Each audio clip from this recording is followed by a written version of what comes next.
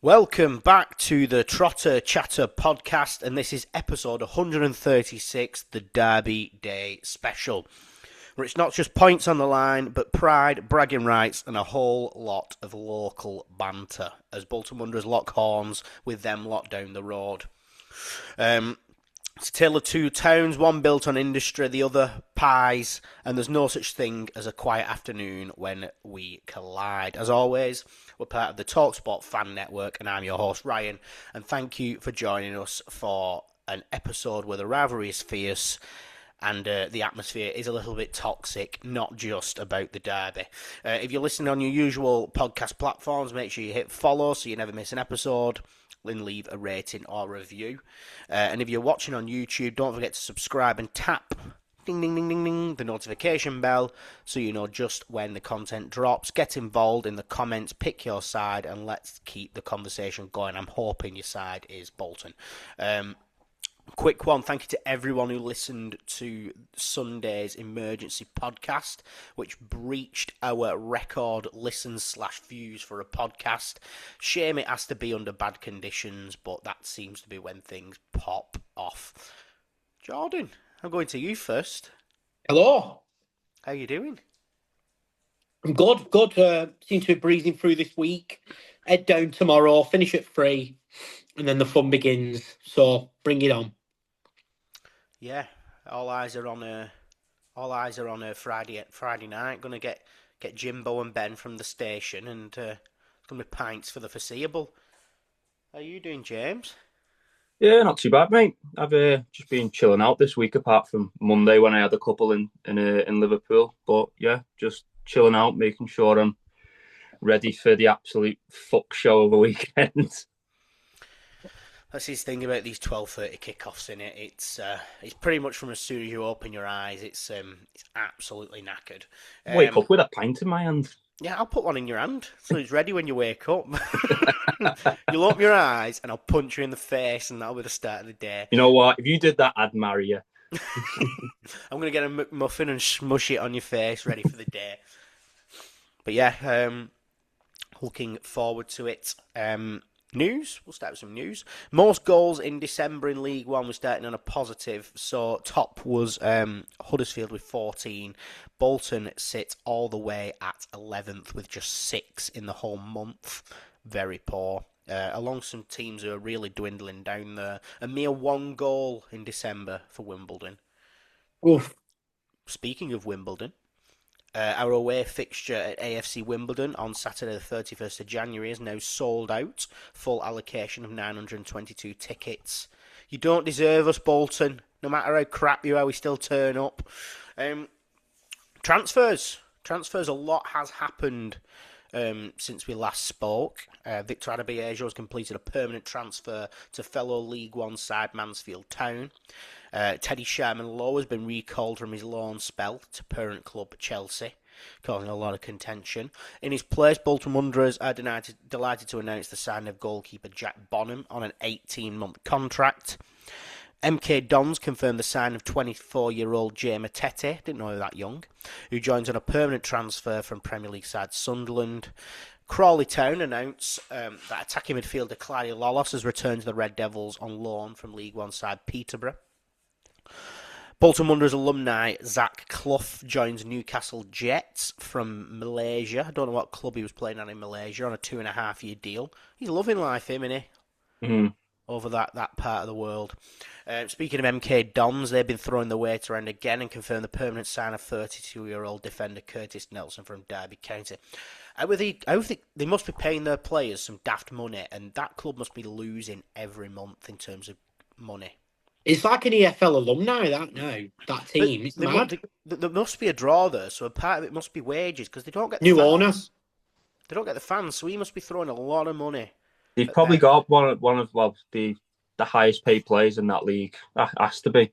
By far, I think. Surprised if not. How well are they doing? Where are they in the league? Are they even doing that well? I think they're doing okay. Mike, you there? No, he's not behind me. I'll have a look.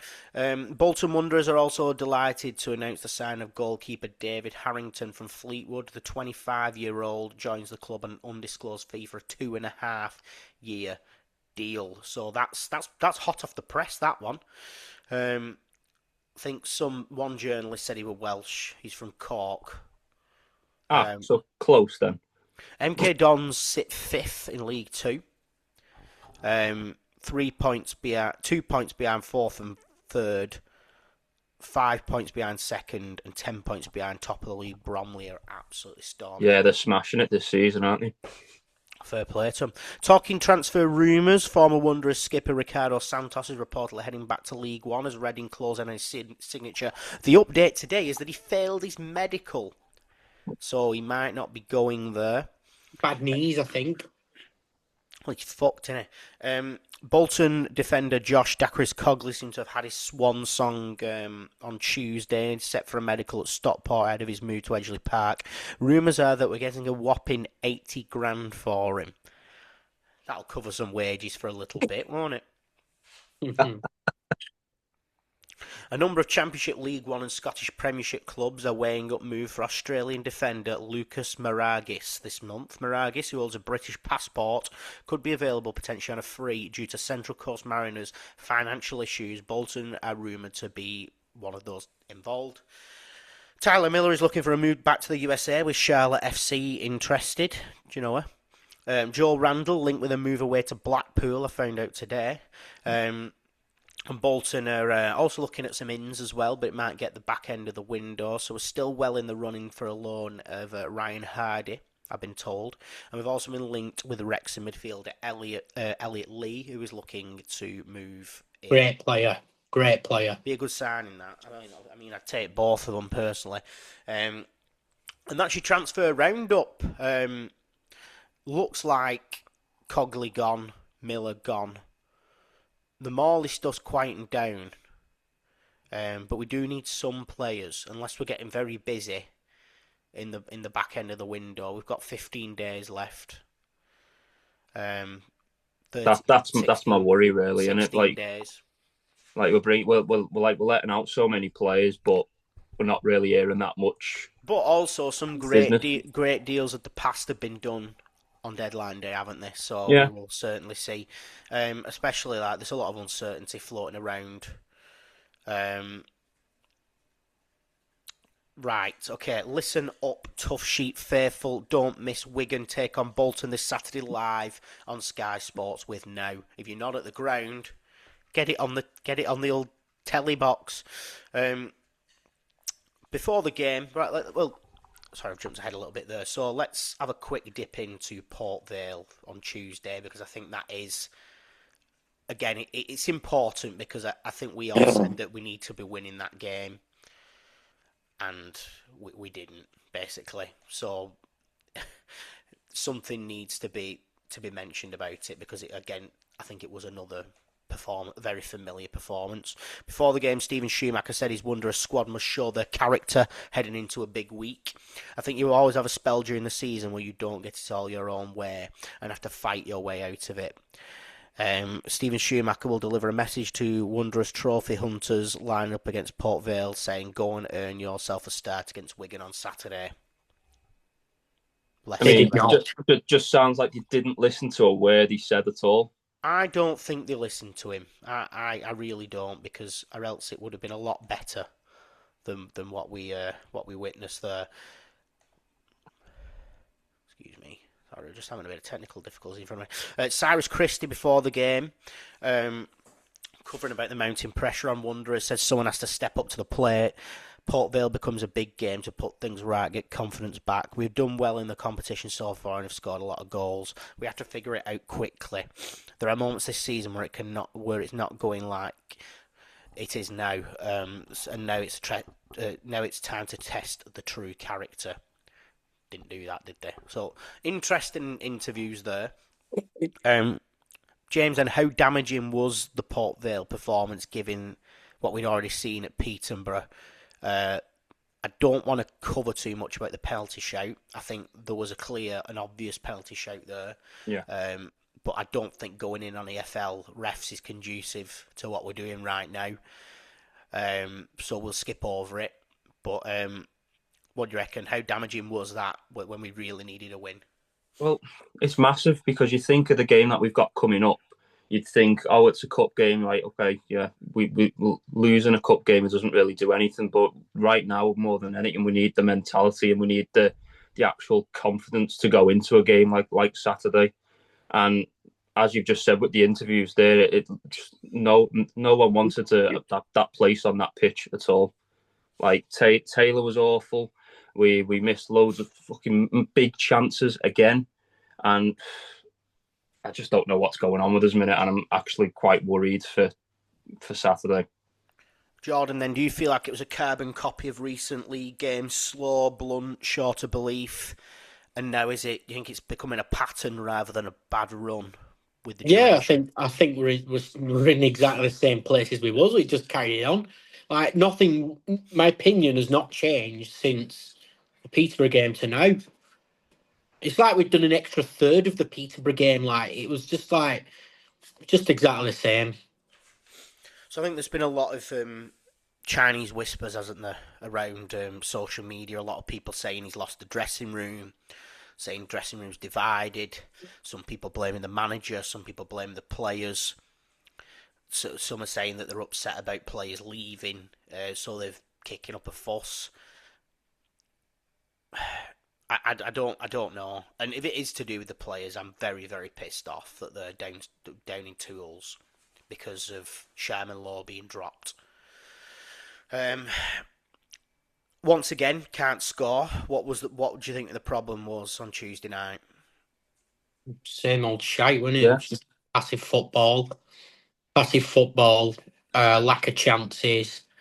Getting to this point where we're getting up the field and we're just kind of spraying it along the box to the wingers, and the wingers might pass it back to Sheehan, and it's just the same cycle. Same old shite, innit? It's annoying coming on every week and trying to come up with a new reason, an answer to what we've seen, but it's literally just carbon copy every single week. And to be honest, it doesn't look like it's getting better. And it probably is right that he's lost the dressing room, because for him to come out and say that before the game, like, you know what, if you fucking put in a good performance here, you'll get that start on Saturday. And not one of them looked like they could be asked at all. I think there are still elements of Ian Evatt in this squad. There's not a lot of leaders, which seems very clear. Some of the old guard might have stayed the welcome a little bit too long, and that's why I'm moving into the camp of giving Schumacher some time to build the squad that he wants to build, because I think it's very rash, and if the players aren't playing for him, is that his fault? I don't know. Do we see going out of the cup as a big blow, or do you think we just needed a win no matter what competition that was? I think it was good for us to be in it with a deep squad, not everyone getting games, and there was an opportunity to go into Wembley, which I think the fans would have really enjoyed. So for me, I think it is a bit of a shame, really. I know, like at the beginning, we were saying, "Oh, I can't be asked for this cup," but we have a deep enough squad, and throughout the group stages, we've shown that we could put out, and against Bradford, we're sure we could put out another 11 and very much compete. So it's a shame, really. It's clearly not about squad quality. Something's gone wrong behind the scenes here. And I can understand why people are stirring up again. People are looking at the owners and Fergal, whether they're to blame. And I think it is all very rash stuff, because 3 weeks ago everyone was happy. But Schumacher post-interview said he had a long chat with the players and the staff, and he mentioned confidence being an issue and wasn't sure when we've gone from playing so well to this. 4.5 months we've been playing really good, and for 3 weeks we've been rubbish. Steven Schumacher believes the January window has amplified a feeling of unsettlement in his squad, contributing to recent poor form. End of the day, if they ain't good enough, I'm quite happy for him to get rid. And if they don't like it, it's the nature of the game. It's the nature of the game. Yeah. I think we said before that Schumacher wanted to get rid of Moore in summer, but he couldn't. That's probably what they're not liking about him, how cutthroat he is. But at the end of the day, we've been crying out for a manager like that for ages. Like, if it's one of them, if they're no use to the squads, then there's no point in having them. And if he doesn't think they've got the right ability, or he can't develop them, then there isn't any points. And he needs to get his own players in that he thinks are good enough for the squad. For me, like Teddy, it was rightfully so he got recalled. He's not been good enough. He's had maybe 2 really convincing matches, but he's frail. He's not, and he's a confidence keeper for me. I'm not against that at all. He's not good enough, especially if you want to be getting to a promotion. Say if you're in fucking playoffs, you cannot afford the amount of mistakes he's made and he's had a low amount of chances against him over the whole season, and he's conceded quite a lot of goals. I think if you ask the question, is he the goalkeeper that's going to help you get promoted from League One? He's not, No, is he? I don't think I've ever said it. He's shown glimpses this season, but I think the jump from League Two was just a bit much for him. He will be a good player. He will be a good player in the future, but I just don't think now's the right time for that kind of jump. Too much pressure for him, I think, because Bolton fans have a lot of expectation, and you're not just joining your run-of-the-mill League One side. They're both of them, Miller as well. They're just not good enough at saving shots, and that is literally what a goalkeeper needs to do. The shot save rate is so low. Yeah. And it's another thing that contributes to us throwing away games. That Peterborough game, like we said, we were shit, but the goalkeeping standards were so bad. How many mistakes has Sharman-Lowe made? Fucking loads. Preposterous amounts. And I don't think that's ever been seen in football before, bringing 2 goalkeepers in and then letting them go in January. Let's be honest, Miller had a good game against Doncaster, but overall he's not good enough either. He let himself down again with that performance at Peterborough. It was absolutely disgraceful. Garbage, wasn't it? Absolute shit.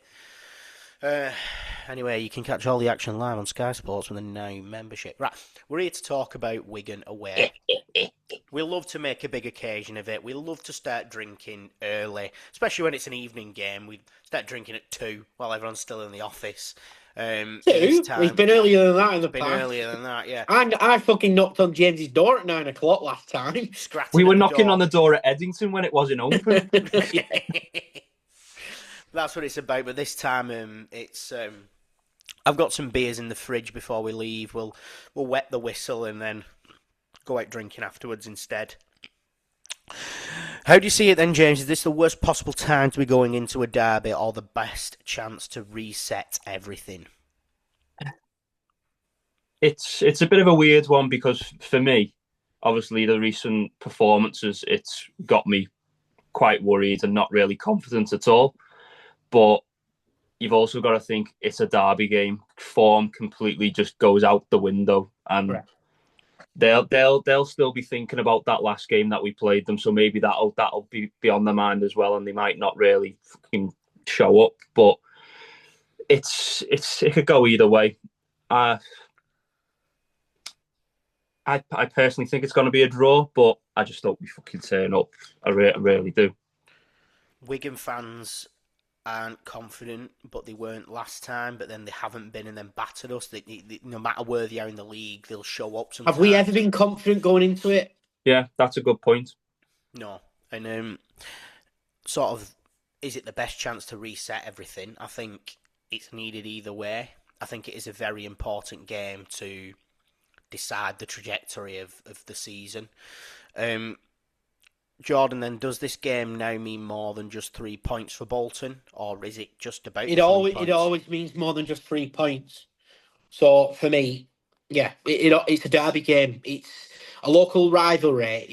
It's completely different, and it's always meant more than 3 points because it means so much to the actual community, and you don't want to be losing these games. And it'd be nice just to go on a bit of a run of beating these. I mean, we've done them twice in a row now. Let's just keep it fucking going.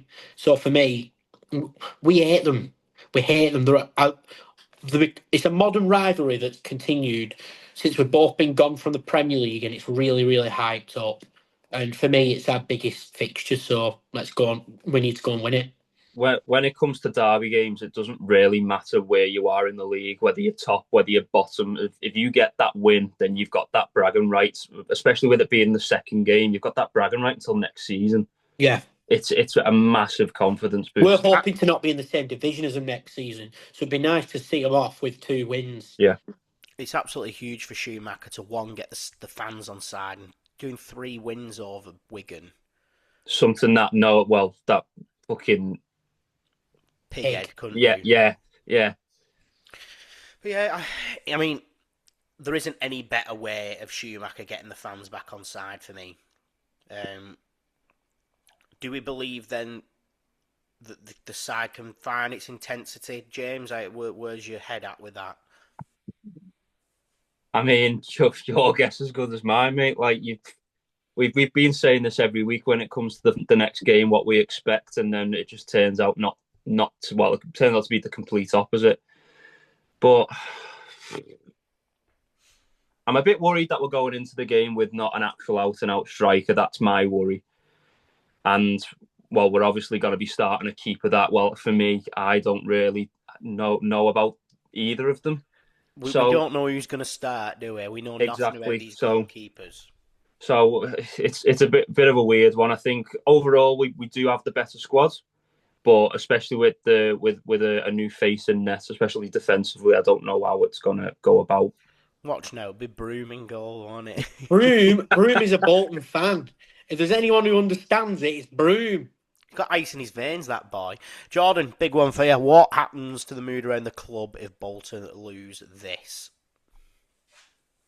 Don't want to be the... I'll tell you one thing. If we lose, we're going out, we're having a good time, we're not thinking about it, then we'll think about it on Monday. But I think it's curtains.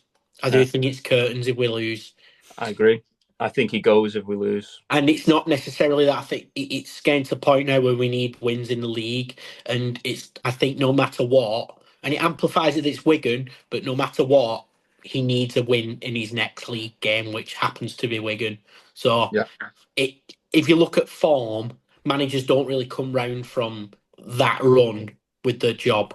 I think he'd have to walk. Especially when you're promotion contenders. I don't think we'd sack him. I think he'd have to walk. I don't know. We'll have to wait and see, won't we? I don't think he's the type of person to walk. We've brought in his bloody recruitment guy and everything, haven't we? Like it's a lot of people to pay off. Well, I'll tell you one thing: if we don't win, Sharon will have to spunk some serious cash for fans to turn around, because that's the only way things are going to improve.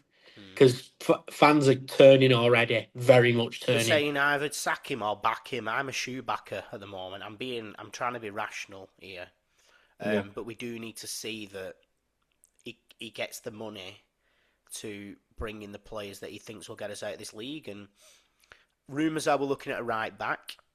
I think that's detrimental. We need some firepower up front, desperately. Watch them announce Ryan Hardy tomorrow morning now. I think I'd have a little quick wank if we announced Ryan Hardy. I think that'll drag on a little bit longer. Who has to start the game? Who do we want to see in that team? Fucking no. I seriously don't have an answer for you. Everyone's been collected. Can we skip the goalkeeper? Because, well, do any of you know anything about either one of them? No. Tyler Miller will play. Well, you know what? I think Farino deserves an opportunity with Toll. I do. I think Farino's kind of built for this kind of game, isn't he? And especially for what he did last time at Wigan away. Farino, Toll. Are we saying 2-2 at back then? I think we need his pace, to be honest. I think Christie's I prefer 2-2 Conway. Christie's been looking leggy as fuck. And Conway's been saved, hasn't he? 2-2 Conway. Midfield, it's going to be Sheehan. I'd go with Simons. Simons and Arahan, I would like to see. Arahan's been fucking terrible, though, Ryan. He's been so bad these last couple of games. I know, but what justifies him playing? Who's been good? Yeah, but he's been bad. He's been bad.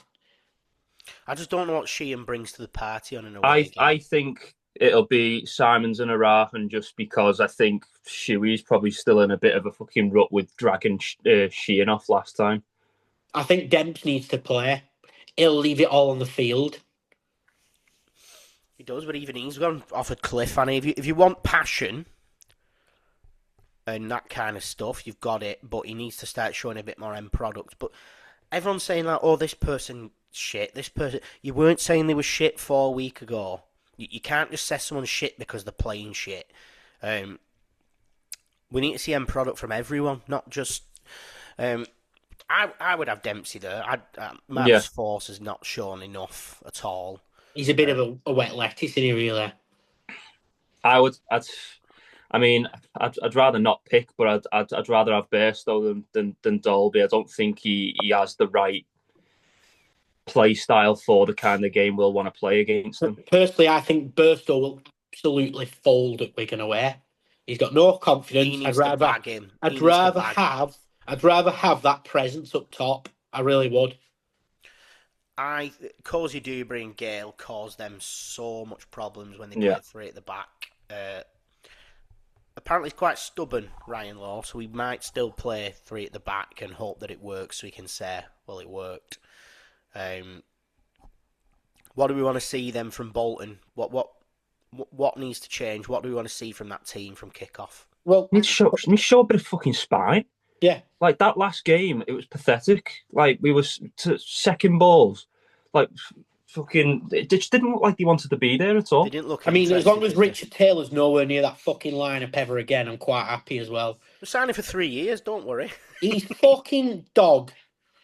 No, but show a bit of spine, especially with it being a derby game. Like, even if we lost, which I don't really want to think about, if we actually fucking put a shift in, I'd be like, you know what, fair play. It's a massive improvement to last time now, and maybe we can actually build on it. But this is where like your Dempseys will come in and put in a big tackle. This is it. Yeah, right. I think fucking McAtee would be all right for this game. Yeah. I seriously do. McAtee at number 10, he'd fucking run his ass off. He's not fancied McAtee since day dot, though, has he, unfortunately? But I know, but he'd be suitable for this game because at least he fucking tries. Hold on. Right, I'm trying to get some information through here. Has he sent it yet? No. My words were, I've got information on the starting lineup. It seems odd. What does that mean? What does that mean? Odd. I think he's going to recall Deshaun Lawrence, isn't he? 2 goalkeepers. Right, who do we not want to see play? Joel Randall, Ibrahim Sissoko, Taylor. Sissoko's injured, I think. Don't worry about that. I'll fucking injure him. Yeah, they're my main 3. I think that we got to look at where we hurt Wigan last time, and obviously teams have learned us a little bit, but the way we played a couple of months ago in those early games, we created so much space and spread the ball out so well. And I usually do think, though, if we got the ball in the back of the net a few times, I think our confidence would be miles different. Everyone's overthinking everything. Every pass has been overthought. Second guesses on things, not being brave enough to make a mistake. And that is what's causing this very rigid play, but also it just does no intensity. No. I think we had about a 10-minute spell where we played with a bit of intensity against Port Vale, and it was so much better. Go on. Regardless of who we're having at striker, if I'd be able to have a chat with them, I'd just say sit on the final defender, sit on the penalty spot when we're attacking, and then that at least gives our wingers something to aim for. Yeah, well, something to aim for, because they can't just be trying to cut in every single time, because it's just shown the past couple of months. Everyone knows our game now with our wingers.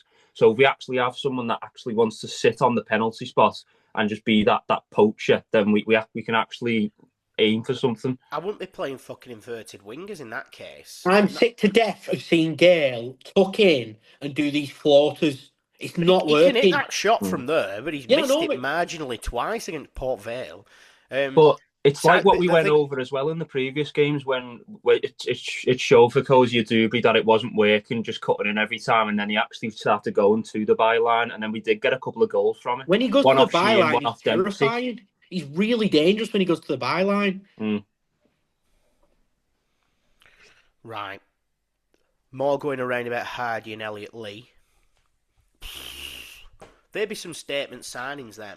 Yeah. We need a statement. We're 6th. And we've been wank. We've been wank, but we're 6th. We need to kick in February. We need to kick in end of January. We've still got 6 games to play. Something like that, isn't it? 5 games? Something like that, yeah. It's like Wimbledon, Burton, Stevenage. So it's Wigan, Stevenage, Leyton Orient, Burton, Wimbledon to finish the month. We need to get our fucking act together quick, or it's going to run away from us. This, and we're going to end up having to do a Leyton Orient. We should be counting our fucking lucky stars that it hasn't already ran away from us. We've been so this league has been so kind to us this season. It's unbelievable. Friend of the show, Dan Berry, tweeted, "I'm not Schumacher out, I'm spineless players out," and I think I'm in that camp at the minute. Football is too quick to want to sack managers. You look at the likes of Pep last season, and they wanted to sack him. Arne Slot this season, they wanted to sack him. Everyone's too sack happy. But I do worry that is there a way back if he loses this and loses it badly. But I would like to see him be given more time. But he can't come out of there with a bad loss. Is there such a thing as a good Bolton performance here without a win? Yeah, in a dream, not in a dreamland, but it would have to be a fucking hard fought game. But probably not. No, probably not. Would anyone take a draw? If we played well, yeah. I'd always take a draw away from home if we played well at the performance we're going. We do need a win, but if we drew well, it's very, very subjective, that, isn't it, I suppose. Tough. It's a tough one. Feel like I've been lost for words, this pod. Yeah, it's hard because we've been through it, haven't we? We've been through it. I think it's very difficult to commit to anything or know really what's going on because everything's all over the place. Right, okay. Let's be frank then. Start with James. Will Bolton's bad run end here? Yes or no? My heart's saying yes, but if I'm going off it realistically, I don't think so. Yes or no? Fuck it, go on, yeah, come on. Jordan, will Bolton's bad run end here? Yes or no? Yes, go on, why not? Why not? Someone asked me.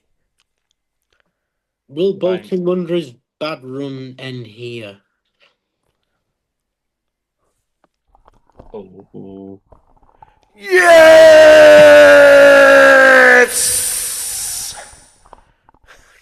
Get in. That's my heart talking, not my head, but yeah. Yes. Right, let's do score predictions now. We're in it now. We're in it. I'll start. I've come up with mine. It's Wigan 0, Bolton 1. You gotta say that. Jordan. 1-0 Bolton. James. If we're winning that game, yeah, I can only see a 1-0 win. Looks like we're winning 1-0, boys. Oh, crime. And even if it was in the 95th minute again, I'd absolutely snap your hand off for it. Oh, if I could relive that Ferrino goal again, I'd be all over that. Oh yeah, do you remember that when we beat you in the last minute? Yeah. Oh, it was the pause, wasn't it, when we didn't know if it quite went in. Stand up on the back of my neck with that one. Right, big drinking day then on Saturday. Jordan, do you want to advise on all these people where we can go and drink and eat and whatnot? Yes, I can. So this is quite lengthy. This was supposed to be a two-man pub watch, but I'm going solo for this one. So I thought I'm helping, Anna. You can help, please. I didn't get a response from you, so I wasn't sure you. Will you do Ben's bits for me, please? Because there's a lot of talking. I'm not doing Ben's bits for 1 second. Oh. Right. Wigan away. Let's start with the boring stuff. So parking for away supporters is available in car park 1. Supporters should use WN50UN on your sat nav, and that'll help you find the car park. Sports are advised to avoid parking at the retail park for obvious reasons. The nearest train station to the Brick Community Stadium is Wigan North Western and Wigan Wallgate, one of the main transfer networks in the country for the trains. So you all should be familiar with that. So this pub watch has been broken into two. We've got a pre-match and a post-match. Because we've got an early kick-off, I'm going to hit you with the early doors pubs. Every single pub in this pub watch is about 25 to 30 minute walk away because you're on the centre, apart from the Red Robin. So I'm going to start with Moon Under the Water. Very familiar with Bolton fans on away days. It's a Weatherspoons near the town centre, and it's been rammed on the last few. So I can probably guess that most fans will be congregating there. I did find a fun review from a man named Dougie B. Make sure the staff are listening to your order and nail your plate to the table if you have to go to the toilet. So that was a review from Dougie there. It seems like he might have just had a singular bad experience there. I'm not sure what he's saying. No. So next up, we've got the official away pub, the Red Robin. Just a 5-minute walk away from the stadium, modern pub on the outskirts of Wigan. It's family friendly. You've got a wacky warehouse, so you're bringing kids, food served all day. Probably the best place to get scran early doors. Sport fan friendly with Sky and BT Sport. Also, if you pop in between the 5th of January and the 31st of January and say, cheers to zero at the bar, they'll treat you with an alcohol-free Copperberg. Sounds like a terrible thing, full stop there. Right. So this one is for you early birds.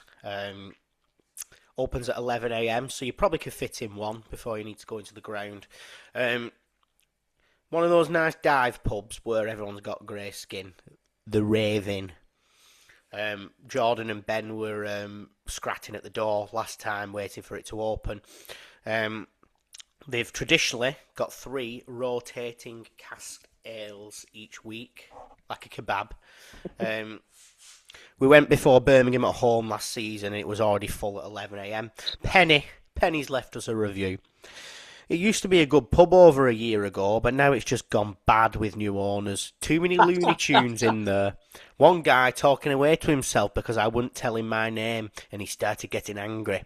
Me and my friend recently went in and sat out the way at the back, only to be molested by an older woman who came out over to us about 8 times doing our head in.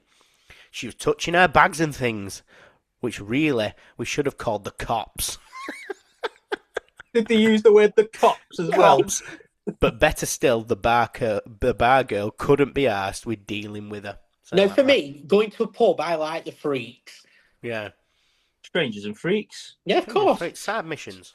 So we've got another one, which is an 11 a.m. opener. It's the Weend Bar. This is technically a Wigan bar, but does not get busy. So as long as you don't go in with a massive group here, you're fine. It's a sports and cocktail bar just off Market Square in the town centre. Sky Sports on the large screens, and 2 real ales from Wigan Brewhouse. It's one of our favourites.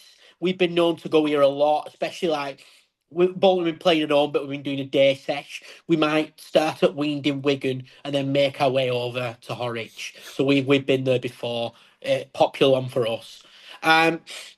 Next up, I've got the Royal Oak. This one opens at 9:30 in the morning. So for you early birds, you can get there and get yourself a breakfast as well. It's a traditional pub with 4 separate areas offering a cosy and comfortable atmosphere. One hand pump serving real ale, not fake ale, but no real cider, only fake cider. The food's decent there. I've been known to go quite a lot after work. It's good. Alongside wine and a selection of unusual gins as well. It's got a large, quiet beer garden with seating for up to 80 plus guests. Actually, Wigan away last year, Oslot spent some time in the beer garden then, didn't we? And it was just us. We had to keep our nut down though, didn't we? It's very much a Wigan bar. Keeping that down. But if you want to go in for breakfast, it's good. Last time it was just us, a man and his dog, wasn't it? But that's Royal Oak for you. We've got Wigan Central. This one's right near the station. It's an award-winning 2-room pub with a rail-themed interior. It's got the live train and arrival departure board on the wall, an extra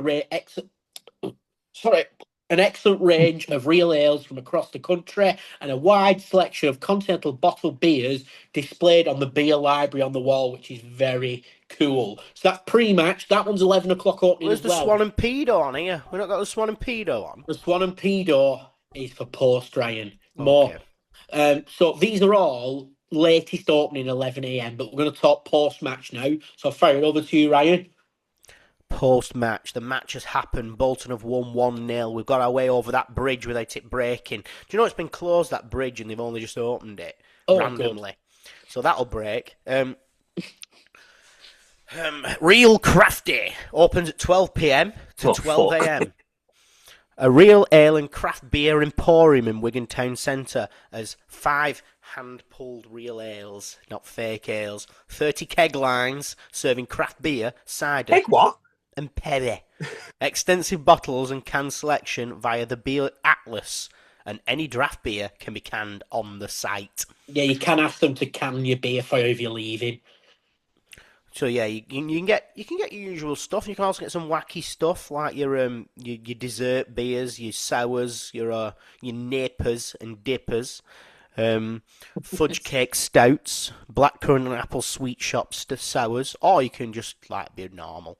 The Charles Dickens opens at 12 p.m, closes at 12 a.m, an open plan pub close to the town centre. There's pool at the rear. We've done that before.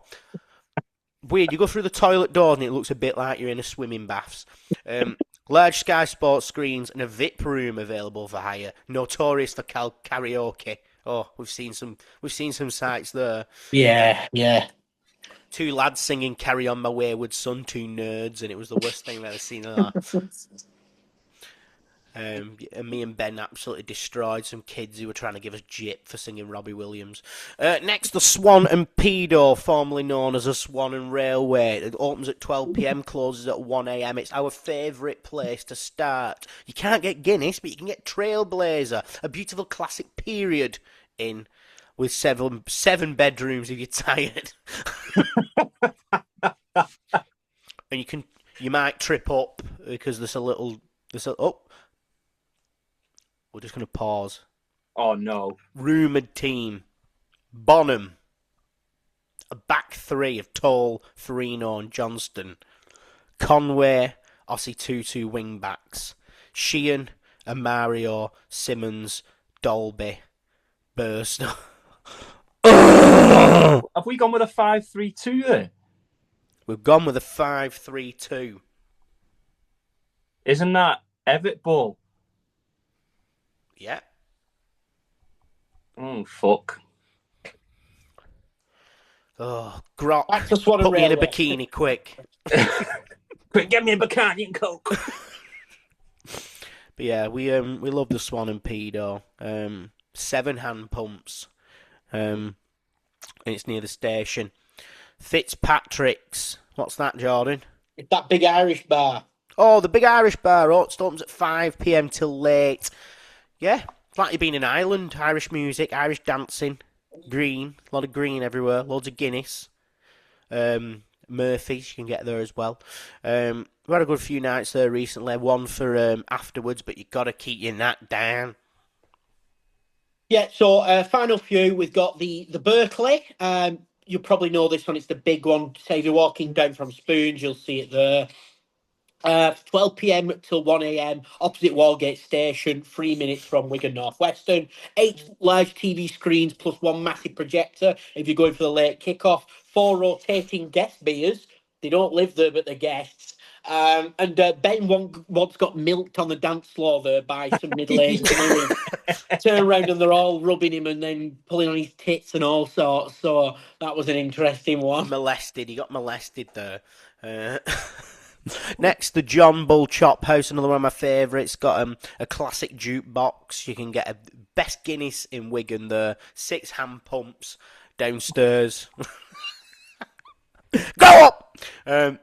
Extensive bottle beer range, and this upstairs there is a craft bar as well. Good little nook. Can get quite busy, like a bit of a punk bar, really, isn't it? But yeah. Biker bar. Biker, yeah. It's a good little stop off. But anyway, Don't miss a moment. You can also stream Sky Sports on Now Flexible. Games like Stevenage versus Bolton this Tuesday. You got to search nowtv.com.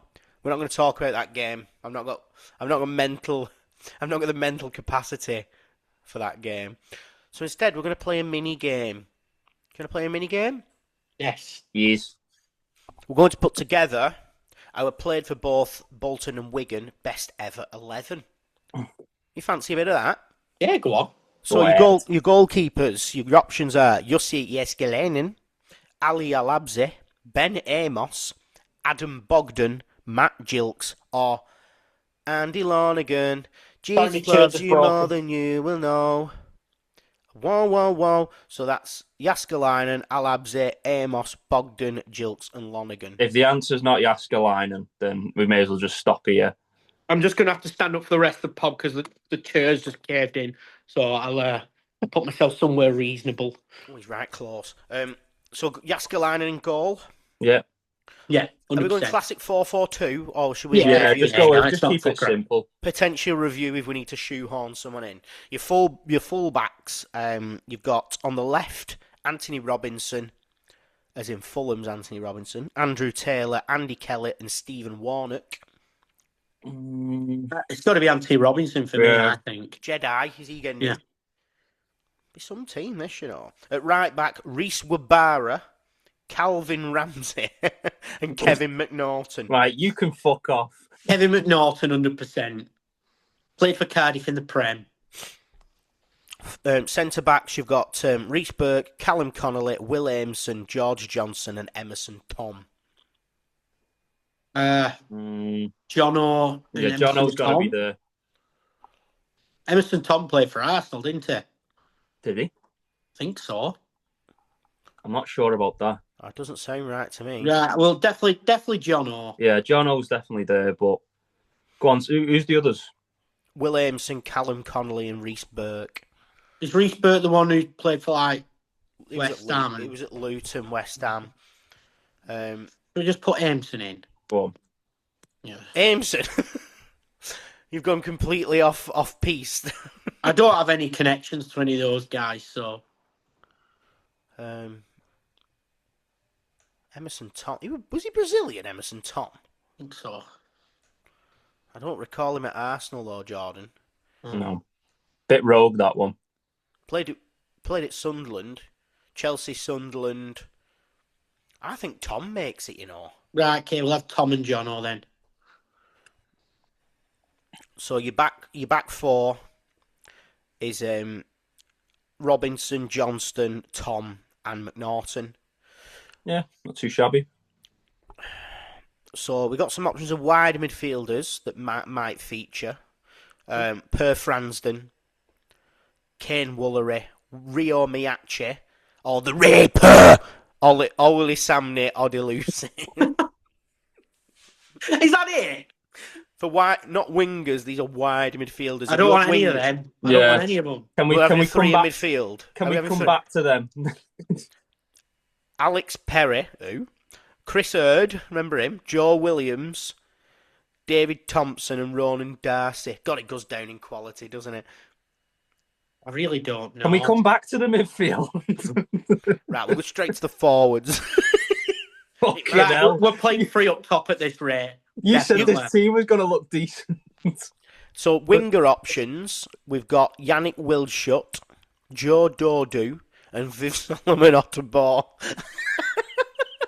Can we just have three out-and-out strikers and we'll pick from the rest in midfield? Well, your strikers are Adam Lefondre, Craig Davis, Emile Esque, Josh McGuinness, Zach Clough, and Jamie Proctor. The first three for me, I'd say. Yeah, so we want Heskey, Lefondre, and Davies. Yeah. Should we play Zach Clough in behind? Fucking yeah, put Zach Clough in midfield. And then we'll pick two of the rest. Because can you imagine forward three with fucking Heskey and Craig Davis in? Meaty. Fucking stick Heskey on the wing on my ass. That's a meat raffle if ever I've heard one. I think Chris Hurd will go in there because he did better elsewhere, didn't he? Per Fransden? Yeah. Or Rio Miyachi? Per Franzen. Per Franzen. This is a mess, this team. It's not very defensive, No. So the team, you're seeing goal, back four of Robinson, Johnston, Tom, McNaughton, Franzen, Hurd, and Clough. We're almost Yeah, going to play. put Clough in like a number 10. Hurd's got to be in the hole, and there maybe. Yeah, because he's the most defensive in it. We'll put him there. And then a striking three of Lafondra, Davis, and Emileski. What a I do like the strikers. Yussi's got his fucking work cut out for him there. You're not busy, are you, Yussi? No updates in the Fantasy League because not been a Premier League game week. But lads, James, I will see you at the Swan and Pedo approximately 6:15 for a nice creamy pint. Jordan, I will see you at my house in the morning after some nice pint breakfasts and a muffin. Muffin? Right. It's quite sombre, that, compared to a lot of our other Derby Day. We're not hyped, are we? We're not hyped at all. I'm looking forward to having a good day out, and that's what I'm focusing on. To be fair, last week in a way, we were hyped for it, but we weren't in the best form. We didn't speak all morning though, did we? It'll all change when we get ourselves to a boozer.